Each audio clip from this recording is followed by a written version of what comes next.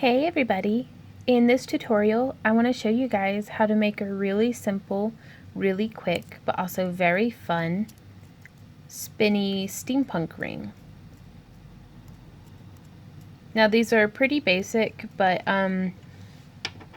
like I said, they're fun and not everything has to be complicated. The materials that we'll need are an adjustable ring base. I got this from, I think, Michael's in like a 3-pack. It's hypoallergenic, so I'll be able to wear it, and I really like that it is fully adjustable and it has this wide base just full of holes that you can attach things to. These two gears that I'm using are from the scrapbooking section of Hobby Lobby, but you can, like, there's Jim Holt, I think. I wish I had the original packaging to show you guys, but quite frankly, you can use whatever kind of gears you have on hand. A head pin. This is 20 gauge. It's about 2 inches long, and it has a pretty broad nail head. Let's see if we can get a zoomed in. Nope. You're not going to zoom in for me, camera? There we go. So here you can kind of see. You get the general idea. It's a pretty big nail head for a head pin. And then finally we have some 2.5 millimeter beads from Fire Mountain Gems, and these are bead caps. This is what it looks like. And the size of your head pin is going to depend entirely on the size of your bead cap. You want to make sure that your head pin does not slide through the center of your bead cap. Again, I'm going to try to get the camera to focus for me. Maybe for a second there. Oh, good gravy. This is going to be one of those kinds of days, isn't it? There we go. But yeah, you can see you don't want the head pin to slide right through. And this is the product information on specifically the bead caps that I'm using here in this tutorial. Granted, I purchased these like a really long time ago, but I bought them in mega bulk. Like I got like 10 packs of each color because I knew I used them so much. So I don't know if Fire Mountain Gems still carries them, but it'll at least get you started. So the way we're going to build this is we have our head pin, and I'm going to slide our bead cap on, and I'm going to slide a bead on. Now these beads I'm using basically as spacers, and you'll see what happens next. So I have the bead threaded on there, and there's no right or wrong side to this shiny gear, so I'm just going to slide it on, but you can see it has a quite large hole. If I didn't have that bead in there, then it would slide around very readily, just basically all over the place. And I'm going to slide another one on. And you don't have to use these beads in particular. If you have some seed beads or something, those would work great too. Probably make the whole project a little bit more economical. Now on this gear, there is a right and wrong side. So I'm going to have it with the shinier surface up. And I had added a second bead. And again, that behaves as a buffer to keep everything from sliding around. And you can test. It looks like I don't need as many beads as what I thought. This first bead, I didn't need in the way. So, or did I? We shall find out. Yeah, that slides right down in there. Then just like that. And then one more.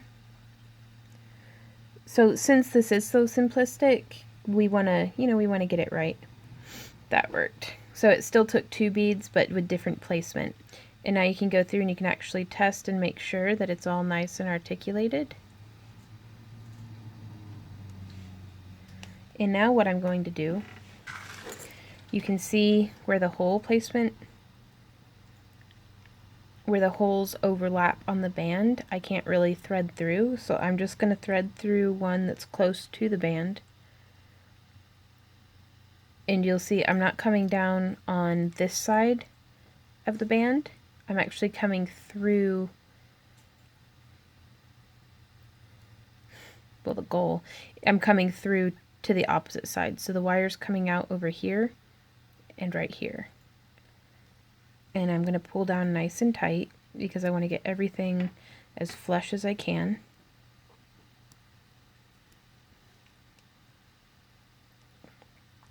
And I want to keep everything all nice and centered up. And gripping very firmly, I'm going to cinch this wire around onto the band of the ring. And from here you can take some bent nose pliers, which that's another thing that's really nice about this project is up until here I was able to just do it with my fingers, and technically I could still do it with just my fingers, but I find it makes it a lot snugger if I do it with the pliers. I'm going to tighten those wires down to next to each other. And I think I've got enough wire. I'm going to do a 4th rotation around the ring band. Just keeping it as nice and snug and tight as what I can. Flatten it down with the tip of my pliers, and you can see I've got this extra little bit of wire hanging there. So I'm going to get in there with my round nose pliers, as close to both the tip of the pliers and the tip of the wire as what I can. And I'm just going to make a little loop, if you can see there. And I'm going to squeeze that down, because you don't want it, if you're threading your fingers through your hair, like pulling your hair back or just enjoying yourself, or digging through your purse, you don't want that little loop to snag on everything in existence, which it will. If it's not closed, you'll notice. And there we go, a nice spinny little ring, perfect for the fidgeter in all of us. And then I've found whenever you want to adjust the ring, if I've got kind of meaty fingers, like I wear like a size 9 or 10, and if you just open the ring up, it's not perfectly circular, you can just take your pliers and kind of ease those around a bit. Or if you cinch it down and you have little ends poking out, again, just take your pliers and gently,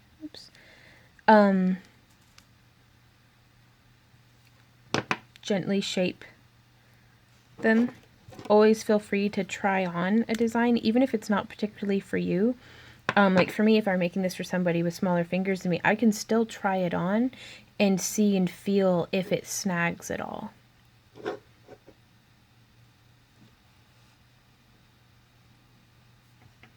So there we go. Isn't that fun though? And that's all there is to it. So I hope y'all enjoyed this video. Yeah, I made it a little tight for me. Hooray for adjustable rings.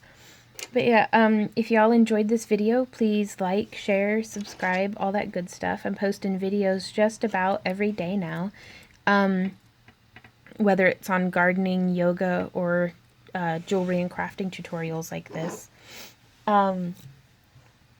If you are interested in participating in my monthly fairy house giveaway, please check out my Patreon. There's a link down in the comments area, and there might be popping up on the screen a little support Yvonne Williams, where you can click that if you're interested. But all the proceeds from any of y'all's donations goes towards providing tools and materials for the workshops that I teach at conventions, as well as the materials for these tutorials that we're doing together. So thank you guys so much for joining me. I hope you have an awesome day, and I'll see you guys around.